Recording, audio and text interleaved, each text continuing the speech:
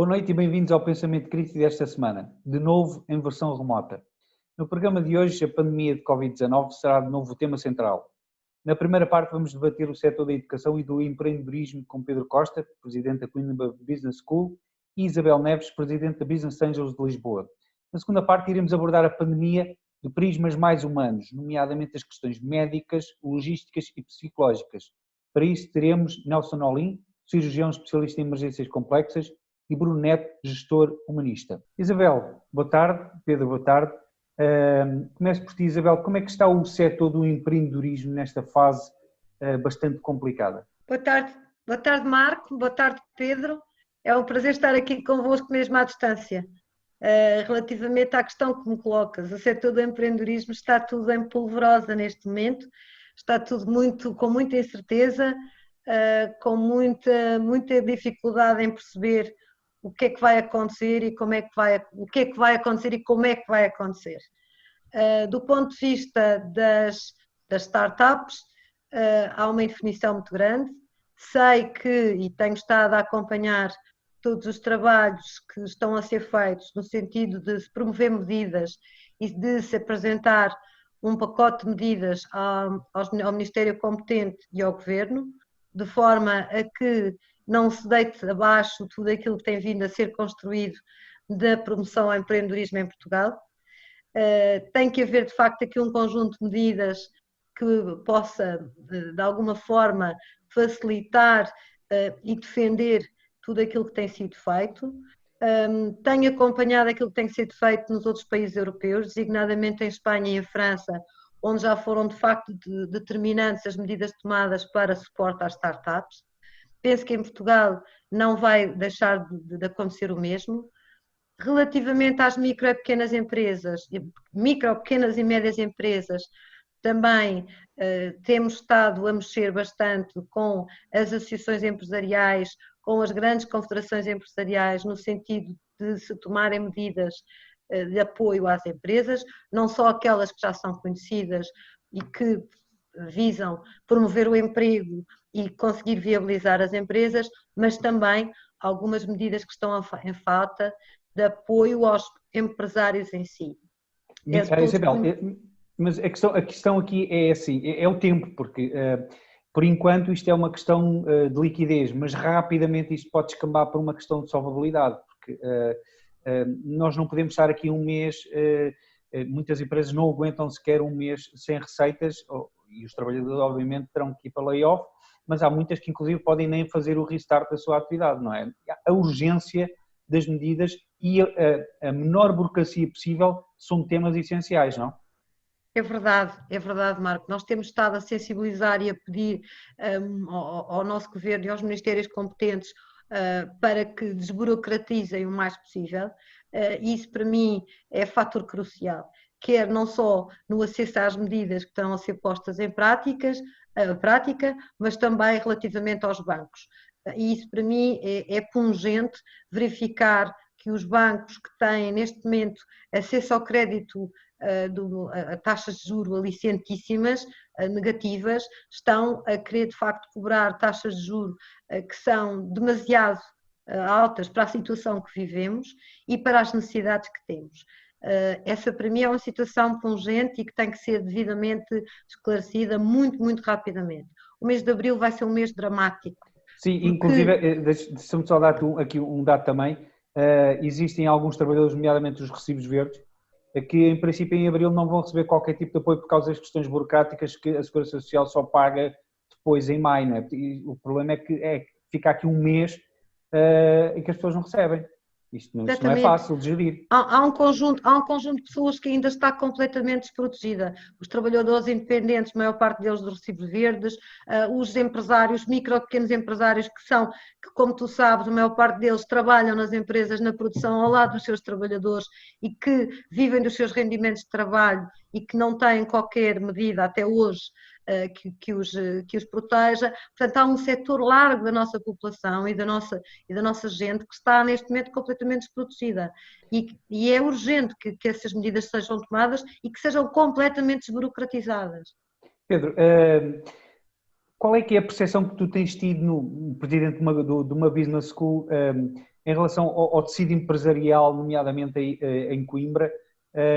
Como é que tu tens visto o feedback e sentido o feedback dos empresários e dos empreendedores? Olá a todos, boa tarde Marco, boa tarde Isabel, é um gosto.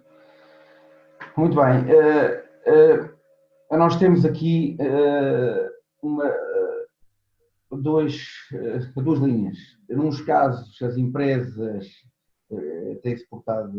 têm reagido bem, favoravelmente, e têm-se adaptado muitíssimo bem, e noutros, nem por isso, até porque muitas estão obrigadas a fechar portas.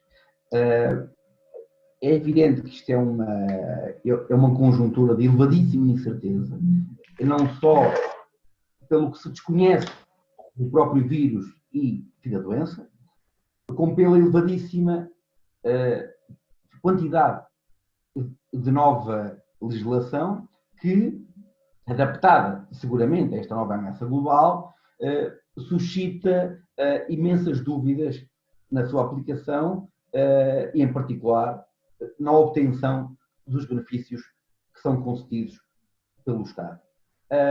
Existem setores que estão a adaptar-se bem, diria, que aqueles que estão muito ligados à tecnologia e às transações digitais, parece-me que isso é evidente.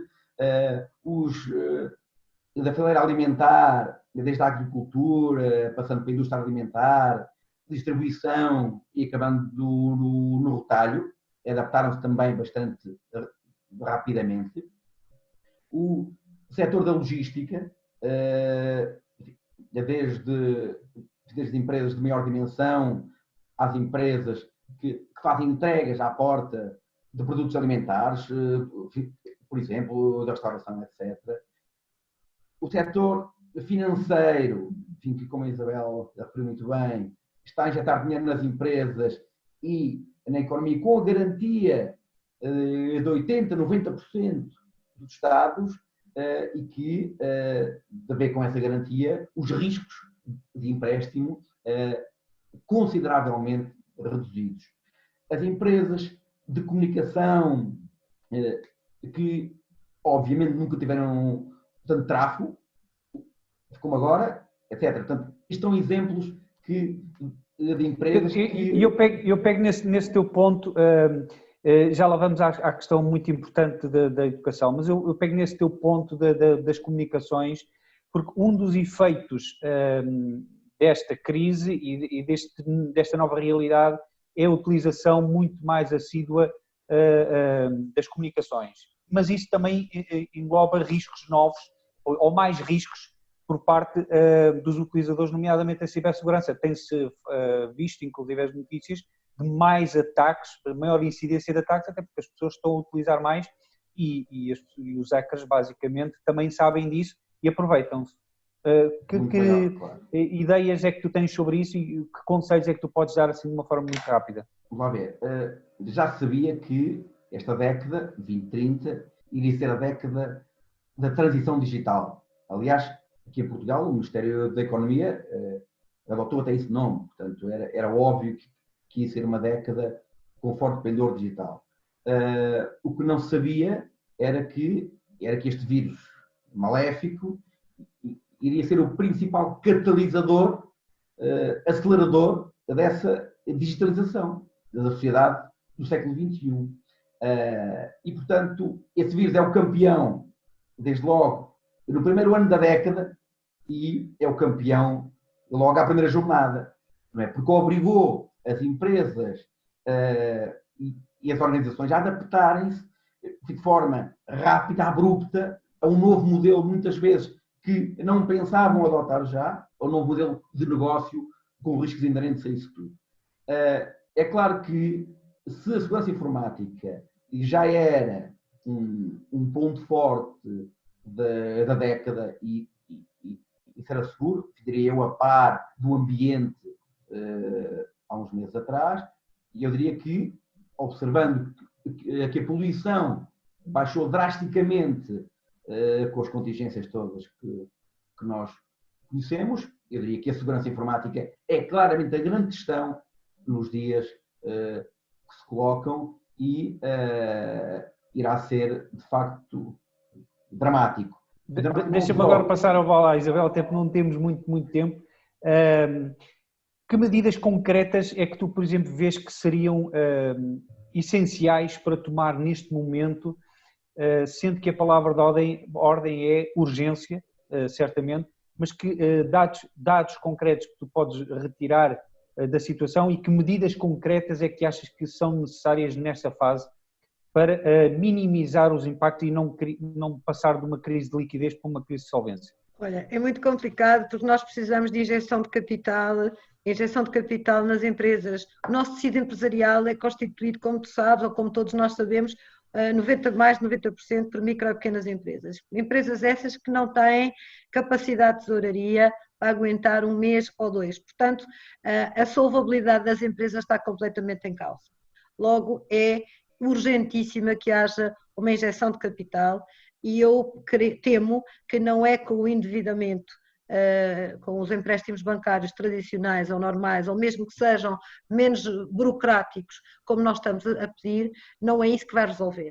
E, portanto, tem que haver medidas de injeção de capital nesta sociedade. E diz-me uma coisa, diz-me uma coisa, e podia ser, por exemplo, que eu acho que isso é uma coisa que nós ainda não, que não se tem falado, eu por acaso referi isso no programa anterior, e que tal, por exemplo, um programa similar àquele que existe, por exemplo, para o Fundo de Resolução, que é um empréstimo à la longa, ou seja, há 30 anos, para ajudar nesta fase mais complicada as empresas. Eu não diria 30, mas, por exemplo, em vez de ser 4 anos, como está a ser previsto, ser, por exemplo, em 10 ou 15 anos. Isso era muito diferente, e com taxas de juros muito reduzidas ou mesmo nulas.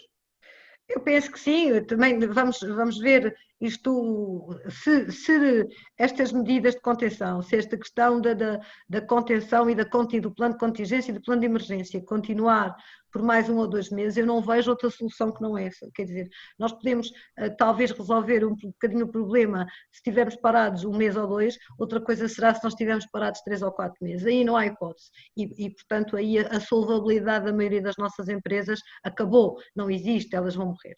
E, portanto, terá que haver, de facto, um plano mais drástico, uma injeção de capital maior na nossa economia, seja ela de que maneira for, seja ela através, inclusivamente, de abertura, e há pouco tempo estivemos a falar sobre isso, relativamente até à possibilidade das pessoas irem buscar PPRs, outros meios que tivessem e que têm que ser utilizados numa situação de emergência como esta. E, portanto, eu não vejo outra solução que não passe por uma injeção de capital na economia. Isso, sejamos nós mais liberais ou menos liberais, acho que a situação é de tal maneira grave que não nos assiste outras soluções alternativas que não sejam injeções massivas de capital na economia. Pedro, voltando para ti, numa resposta o mais rápida possível, desde já os parabéns porque a escola que presides já está a funcionar a 100% em regime de teletrabalho, neste caso. Gostava que me falasses muito rapidamente sobre essa transição, porque obviamente um homem da tua área que também isso para ele é para o nosso cada dia, a questão digital, mas também a ideia que deixaste passar de que a economia e as empresas não serão as mesmas, aquilo que também referiste um pouco há bocado, ou seja, será que as empresas vão aproveitar este balanço para realmente se tornarem bastante mais flexíveis, haver muito mais teletrabalho? Bem, sim, é evidente que umas poderão fazer isso e devem, e outras não terão qualquer possibilidade, porque desde logo foram obrigadas a fechar, e é isso que é necessário vermos. Concordo em absoluto com o que disse a Isabel. O turismo e a restauração estão completamente impedidos de funcionar. Se alguma pecuária, por exemplo, na Bairrada, via que há dias que há uma superabundância de leitões que, não sendo abatidos, deixam de o ser e, portanto, as empresas não estão preparadas para criar portos. Portanto, é de facto um problema que só elas sabem. Nas pescas há um problema, no comércio de forma geral, que está impedido de abrir ao público, as empresas de serviços urbanos e industriais, as empresas ligadas ao combustível, enfim, há uma série de empresas que precisam de ajuda urgentemente e que não conseguirão, porque estão impedidas de funcionar, de resolver os seus... E concordas com a Isabel que não é com créditos, nomeadamente a taxas e a prazos reduzidos, a taxas elevadas e prazos reduzidos, que a solução que vai ser viável? Sim, claro, necessariamente. Tenho que concordar com essa visão. É necessário um empréstimo a longo prazo, longuíssimo prazo, como disseste, com juros a zero. Eu não tenho nenhum problema quanto a isso. O que é necessário é que os Estados e todos nós não deixemos que um problema de saúde pública que se vai transformar num problema financeiro e económico não se transforme rapidamente num problema social. Isso é de muito mais grave. No que concerne à escola, de facto, nós fomos obrigados a mudar e a adaptarmos muito rapidamente. E a escola, já, de grande parte do seu modelo de ensino, já assentava na tecnologia. Portanto, é um sistema de blended learning. E, portanto, foi necessário criar soluções rápidas para um problema imediato e emergente. Os nossos cursos, neste momento, estão todos a funcionar online, literalmente.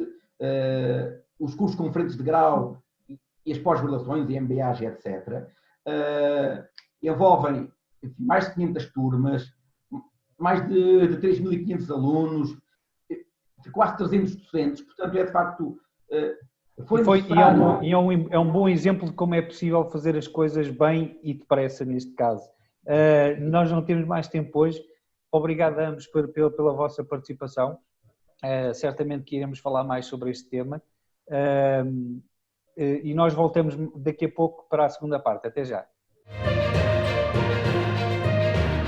Bem-vindos à segunda parte do Pensamento Crítico. Vamos agora abordar a questão da epidemia do ponto de vista mais prático, das questões médicas, logísticas, psicológicas, e teremos Nelson Olim e Bruno Neto. Nelson, eu começo por ti. Tu tens uma vasta experiência em cenários de guerra e de emergências médicas. Explica-me um pouco da tua experiência e como é que achas que tem sido a comunicação das autoridades e nomeadamente também dos órgãos de comunicação social nesta situação. Ok. Olá, boa tarde, bom dia. A minha experiência já leva uns anos. Eu comecei a minha carreira em Portugal com o INEM e depois mais tarde nas Forças Armadas, na Marinha. E depois juntei-me ao Comitê Internacional da Cruz Vermelha. Durante vários anos fiz apenas missões em cenários de guerra e, portanto, emergências verdadeiramente complexas, e desde há 3 anos tenho estado a trabalhar agora mais de perto com a Organização Mundial de Saúde e também exatamente a trabalhar nesta questão das emergências complexas. Aquilo que eu posso dizer em relação pelo menos àquilo que eu tenho seguido na comunicação social é que, de facto, há muitas formas de passar mensagens. E eu tenho, desde o princípio, aliás, no meu blog pessoal e às vezes nas minhas redes sociais, tenho manifestado muitas vezes um pouco contra a forma alarmista como os números são dados e como as coisas são postas, sem que seja colocada em perspectiva em comparação com outras realidades que já existem todos os anos. Portanto, eu acho que é preciso ter um cuidado especial na forma como se comunica, e acho que a comunicação social é em grande parte responsável por esta comunicação. Não é só aquilo que a DGS e o Ministério da Saúde diz, é depois a forma como estes números são interpretados e depois como eles são digeridos e passados ao público.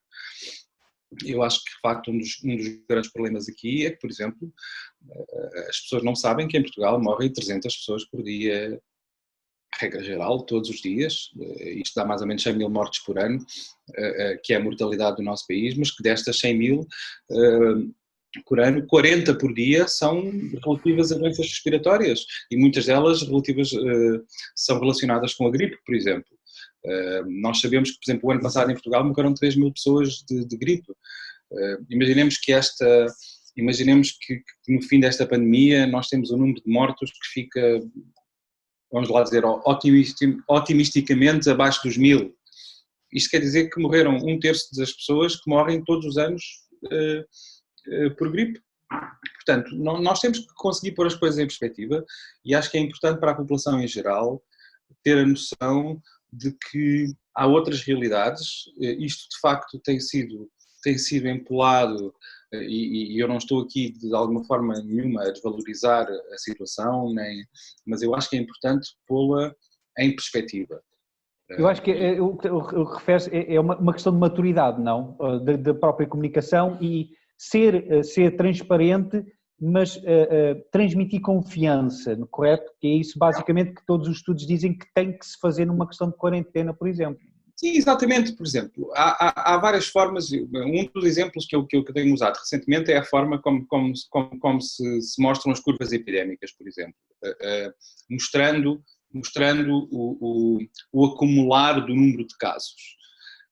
Ora, o acumular do número de casos é uma curva que, para quem não está habituado a interpretar, é uma curva que vai sempre subir. Porque, independentemente, quer dizer, no melhor dos cenários, a curva vai aplanar e fazer um platô. E, portanto, vai dizer, ok, daqui para cima não há mais casos novos. Mas é uma curva que subiu e ficou lá em cima.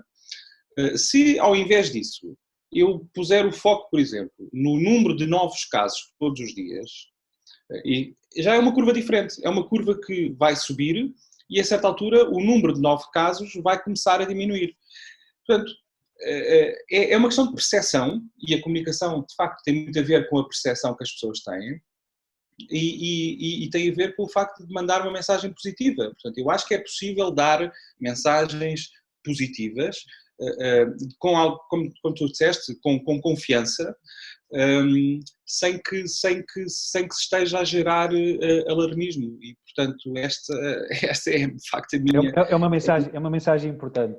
Bruno, esta componente da comunicação que o Nelson falava, do otimismo, mas também ser concreto, é muito importante, e tu que tens experiência em gestão de cenários de ajuda humanitária e podes falar um pouco sobre isso, isto é importantíssimo, não é? Olá Marco, olá Nelson, naturalmente, e para mim, eu nos últimos 15 anos eu trabalhei, portanto, e tive ações em cerca de 35 países, alguns deles em cenários complexos. Estive no Ébola, na Serra Leoa, estive a trabalhar também em saúde pública durante o tempo que também houve Ébola no Congo e trabalhei, lá está, 7 anos em saúde pública em diversos cenários. Mas uma das coisas que é fundamental, e concordo totalmente com vocês e com o Nelson, é a questão da liderança. Aqui para mim, e eu que tenho gerido organizações internacionais, algumas delas médicas, e na Serra Leoa tive com uma organização médica internacional francesa chamada Soltis, em que nós estávamos a trabalhar nos centros de quarentena do Ébola, onde estavam pessoas a testar, onde estavam pessoas a serem tratadas dentro daquilo que era o possível tratamento. E isto para mim é sempre uma questão por um lado, de liderança, sem dúvida nenhuma, que as pessoas, nós estamos numa situação em que nós não sabemos, a maior parte da população não sabe o que é isto. As únicas referências que nós temos de grandes pandemias ou são aquelas que nós vemos que estão lá distantes, naqueles países esquisitos, ou são aquelas que nós vemos nos filmes. E isto, quando a comunicação não é feita de uma forma, lá está, clara, objetiva, construtiva, engajadora de comportamentos e de alteração de comportamentos, se isto não é feito dessa forma, obviamente que anda tudo perdido.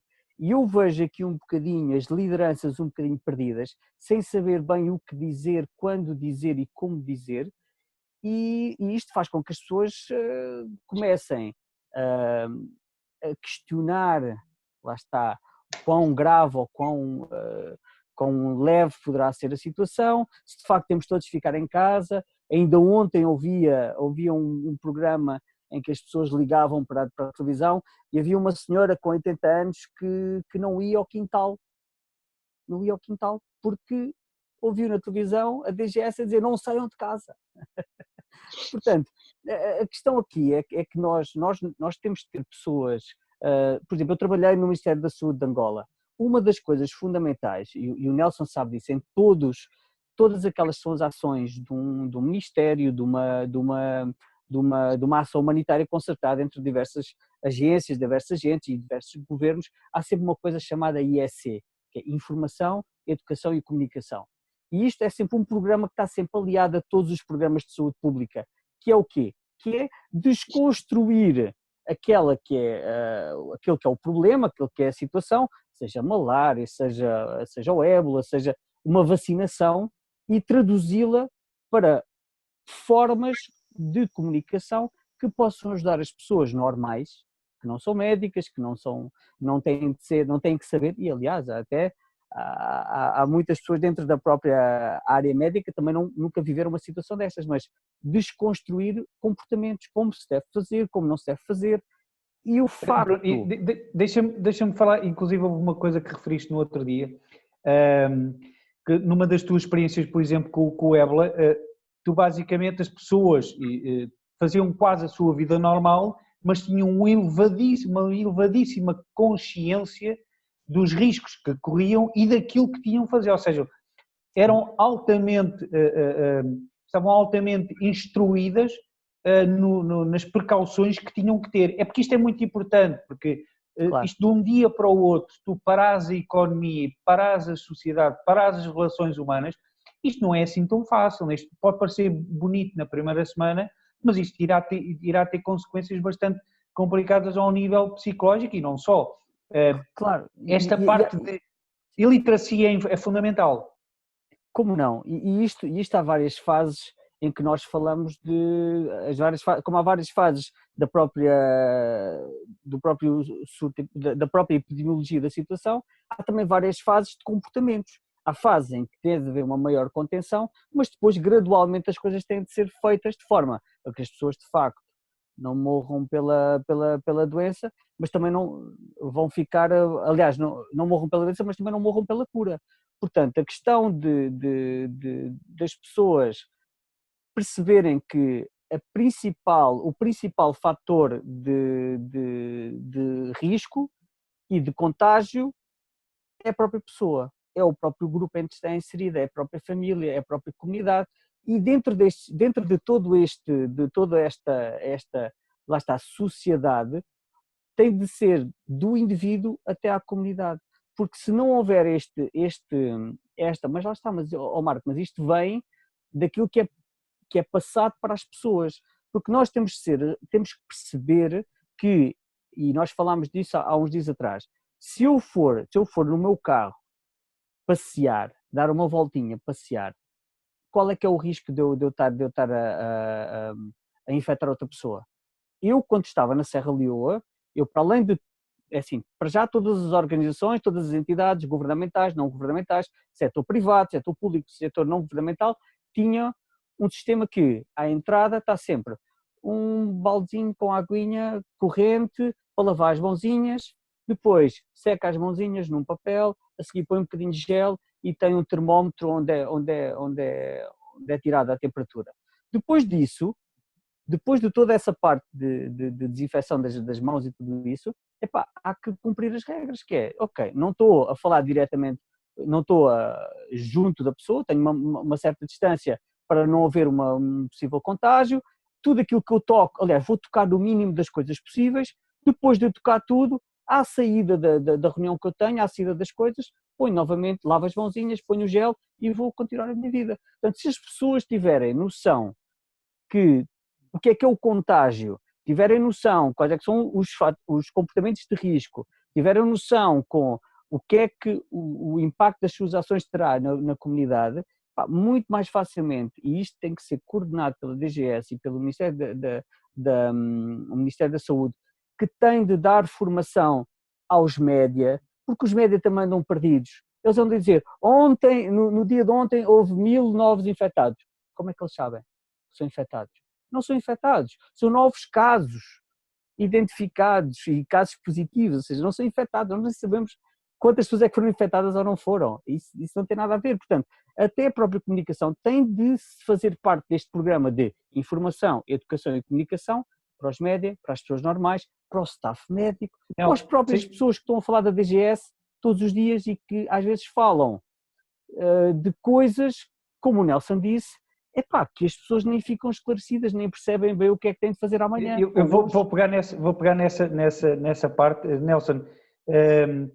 Da tua experiência, quanto mais informadas as pessoas e quanto melhor a comunicação, obviamente, melhor as coisas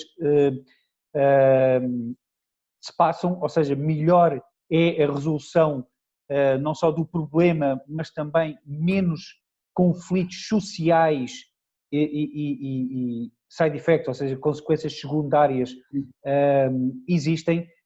Sim, claramente, lá ver. Nós temos aqui duas abordagens. Temos a abordagem mais democrática e a menos democrática, não é? Se isto fosse um regime ditatorial, nós podíamos fechar as pessoas todas em casa durante 14 dias, ninguém saía à rua, sem exceção, e ao fim de 14 dias tínhamos a pandemia resolvida.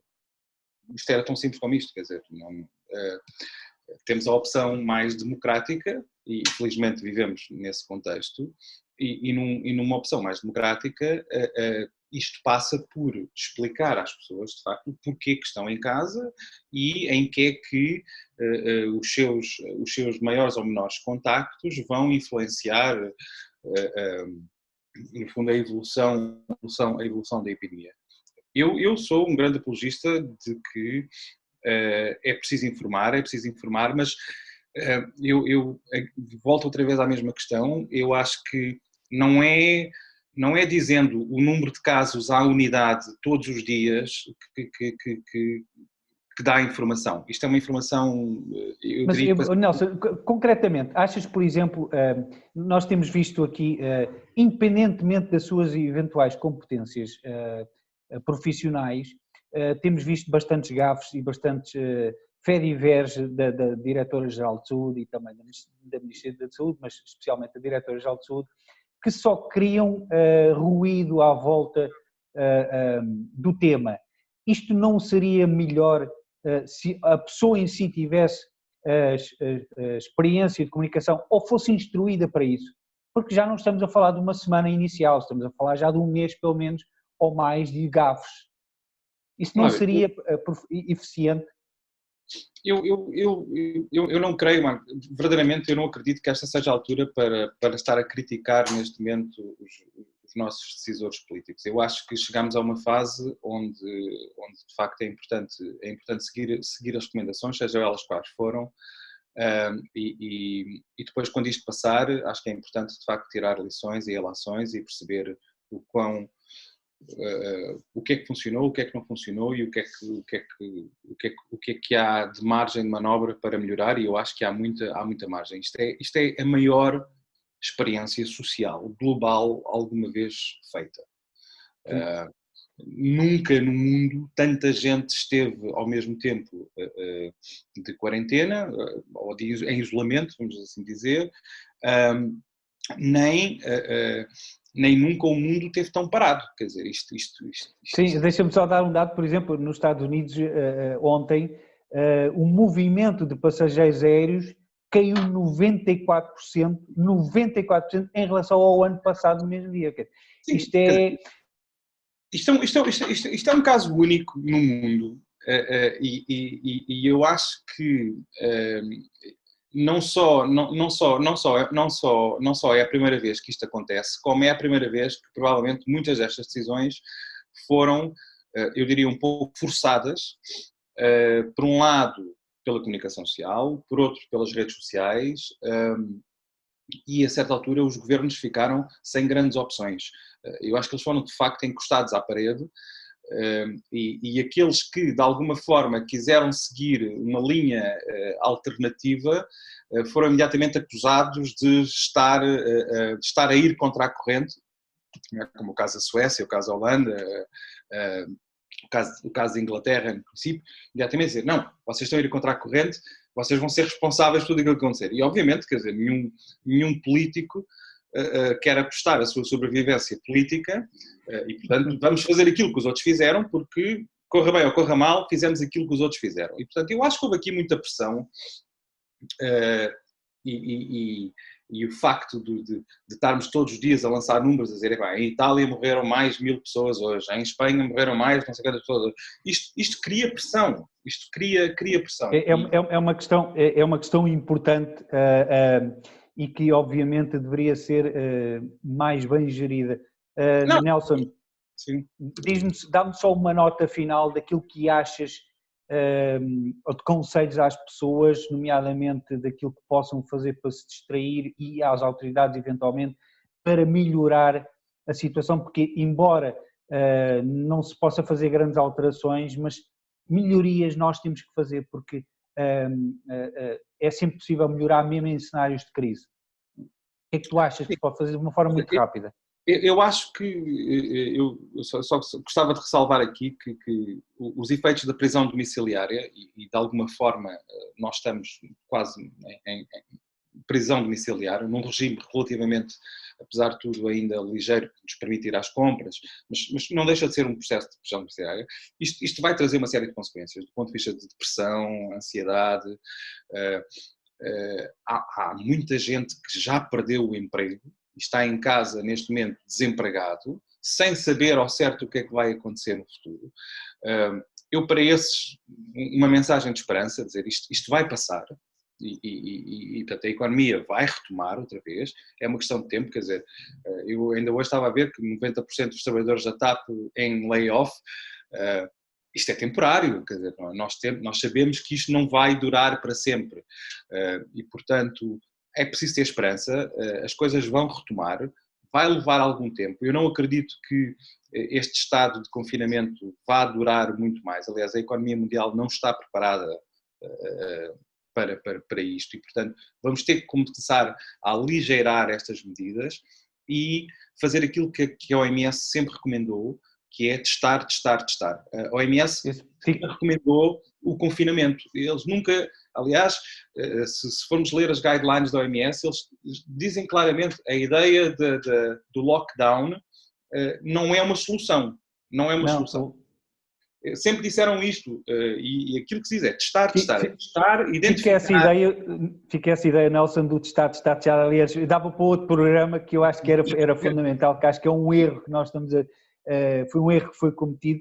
Bruno, dá-me só umas notas finais daquilo que achas também que se poderia fazer em relação às pessoas e às autoridades para limitar estas consequências que o Nelson falou, nomeadamente ao nível psicológico. Claro, isto é uma situação muito complexa e não há uma solução ou não há uma receita que possa de facto salvar a situação de todas estas incógnitas. Agora, sem dúvida nenhuma que as pessoas, é que as pessoas se foquem, como o Nelson disse, se foquem que, isto é uma situação temporária, é uma situação que vai alterar. Naturalmente, nós temos a noção que os impactos vão ser bastante fortes, que a coisa será um motor a diesel que depois arrancará, um motor a diesel antigo, que depois arrancará um bocadinho mais devagar. Agora, sem dúvida nenhuma, a minha palavra para as autoridades é que devem levar isto num sentido muito pedagógico, para já naturalmente interno, mas sobretudo a parte que façam e que vão ler os manuais da OMS e que vão ler outros manuais feitos por muitas organizações não governamentais, onde a informação, a educação e a comunicação são fundamentais para, de um lado, ajudar a que as pessoas compreendam melhor o que é o fator de risco e, por outro lado, que possam ser mais seguras a comunicar e a educar num sentido muito construtivo, tanto os média como as próprias pessoas. Fica a mensagem, educação e confiança. Obrigado aos dois pela vossa participação. E nós continuamos o programa com os melhores da semana. Nas melhores da semana começamos com um exemplo de que só os corruptos safam. Se o Covid fosse corrupto, safava-se. Como não é, já foi dentro. Depois temos a imagem de um cão em greve, depois de tantas solicitações para ir à rua, o que obrigou o seu dono a basicamente ir com a galinha. E por fim, temos mais um episódio da Escolinha da Gracinha, neste caso com mandado de elevador, depois de ter estado todos juntinhos à porta do mesmo. Obrigado pela vossa participação, pela vossa presença e até para a semana.